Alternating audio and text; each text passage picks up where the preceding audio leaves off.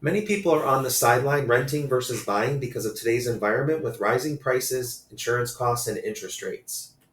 So currently, we're entering a buyer's market with less demand. However, it's not price that prevents a typical buyer from moving forward, it's the payments that accompany it. And it's clear that interest rates have the greatest effect on mortgage payments. When looking at a $575,000 mortgage, there's a 40% difference in payment between 4% and 7%. Since realtors have experienced selling properties with historically low interest rates in a seller's market, they're stuck in the traditional way of structuring an offer, which is asking the seller for a lower price. In this example, the buyer makes an offer $25,000 below asking on a $600,000 home. Presuming a 10% down payment, the buyer will save $153 a month on the mortgage with the lower purchase price, barely a cup of coffee per day.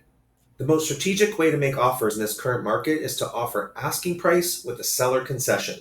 This chart describes the maximum allowable seller concessions based on loan type and down payment. The money is used from the seller to structure an interest rate reduction loan called a 3-2-1 buy-down mortgage. It uses the money from the seller concession and spreads it out over 3 years to lower the payments. It is structured so you get the lowest interest rate in the first year with a 3% lower rate, 2% for the second year, and 1% lower for the third, adjusting to the original rate from the fourth year onward. The 3-2-1 buy-down is the largest buy-down available, but buy-downs are very flexible, so a smaller buy-down can be negotiated depending on how much room is available on the property you're looking at. In this example, when using the same $25,000 that was being reduced from the purchase price in the form of a seller concession, you can see the monthly savings is over $1,000 a month in year one, with the total 3-year savings averaging $687 a month.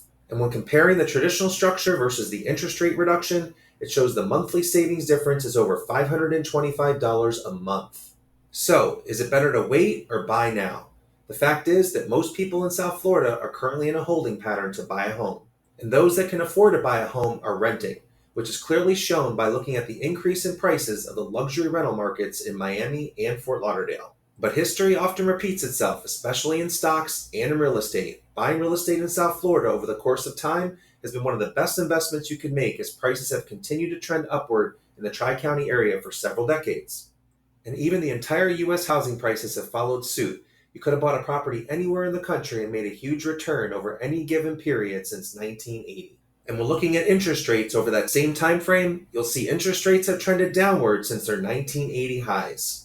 So, the moral of the story could be that the price you lock in on a property is permanent and has been on an uptrend for several decades, while interest rates will always be temporary and have been on a downtrend during that same time frame. Using creative strategies can be a perfect opportunity to lock in a home price today, while using an interest rate buy-down as protection in a constantly changing interest rate environment. My goal is to educate potential homeowners who deserve to have all their options available when they start to actively pursue home ownership. So if you find this to be a refreshing approach to home buying, reach out and we can book an on-site luncheon for your team to go over these strategies and much more. And I look forward to making the process of buying a home a favorable experience, even in a challenging environment. Thank you for watching and listening.